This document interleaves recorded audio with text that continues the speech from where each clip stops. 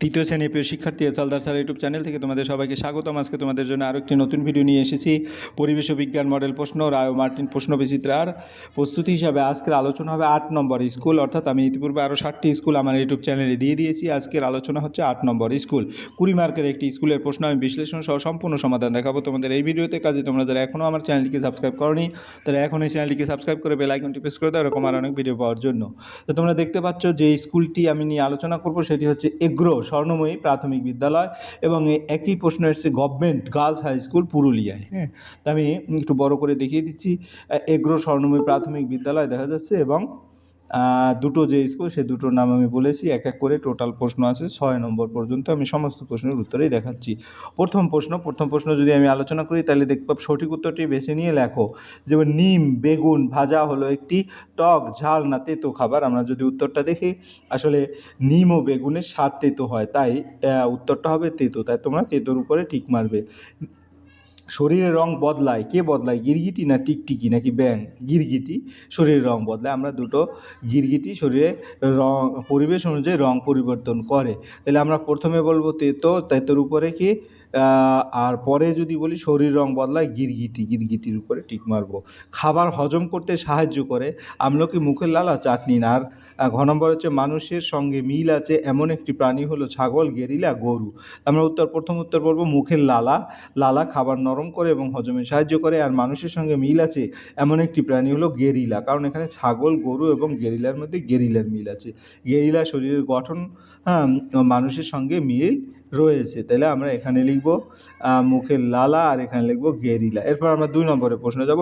বাম দিকের সাথে ডান দিক মিল করো। সাঁতার, কাঁচকলা, থানকুনি, ব্রাহ্মী শাক। আর এখানে আছে আমাশয়, স্মৃতিশক্তি বাড়ায়, সব জায়গায় ব্যায়াম এবং রক্ত অল্পতা দূর করে। তাহলে এক এক করে যদি উত্তর দিই, সাঁতার হচ্ছে সব জায়গার ব্যায়াম, কাঁচকলা হচ্ছে রক্ত অল্পতা দূর করে, থানকুনি হচ্ছে আমাশয় দূর করে, আর ব্রাহ্মী শাক হচ্ছে স্মৃতিশক্তি বাড়ায়। তাহলে এক এক করে দেখি, সাঁতার যেটা, কাঁচকলা, আলাদা আলাদা উত্তর আছে। তাহলে আমরা এবার মিলিয়ে দিই। সাঁতার হচ্ছে সব জায়গার ব্যায়াম করে, কাঁচকলা হচ্ছে রক্তাল্পতা দূর করে, থানকুনি হচ্ছে আমাশয় দূর করে, এবং ব্রাহ্মী শাক হচ্ছে স্মৃতিশক্তি বাড়ায়। এরপর আমরা যাব 3 নম্বরের প্রশ্ন। 3 নম্বরে শূন্যস্থান পূরণ করো। 3 নম্বর প্রশ্নটা একটু দেখে আসি। পেঁয়াজ হলো গাছের ড্যাশ।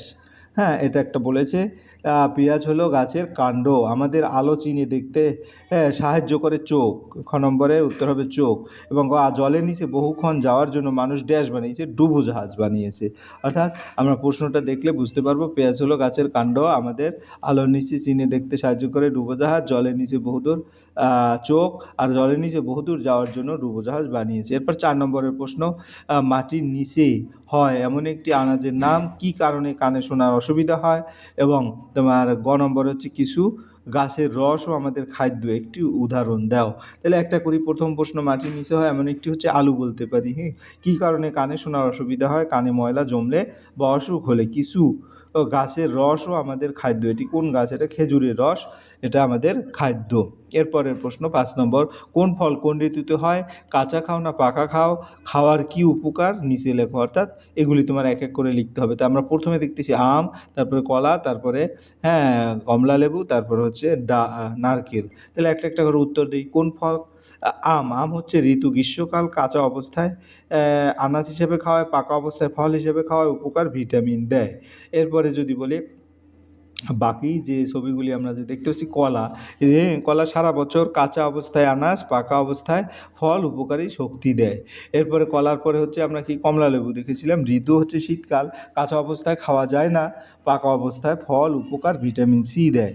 এরপরে যদি আমরা পরের যে অপশনটা আছে নারকেল সারা বছর হয়, কাঁচা অবস্থায় ডাব, পাকা অবস্থায় নারকেল, উপকার শক্তি ও পুষ্টি দেয়।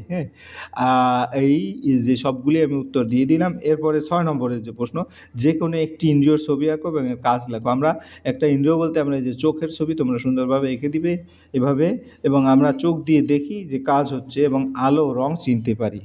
তাহলে এই দুটো কাজ এখানে দেওয়া হয়েছে। এই ছিল তোমাদের সামগ্রিক প্রশ্নর বিশ্লেষণ। আশা করি ভিডিওটি মনোযোগ সহকারে দেখলে তোমরা সম্পূর্ণ প্রশ্নর উত্তর একটা ধারণা পাবে। পরিশেষে বলবো, ভিডিওটি দেখার জন্য অসংখ্য ধন্যবাদ। ভিডিওটি ভালো লাগলে লাইক, কমেন্ট, শেয়ার করতে ভুলবে না। আজ এই পর্যন্তই। ধন্যবাদ সবাইকে।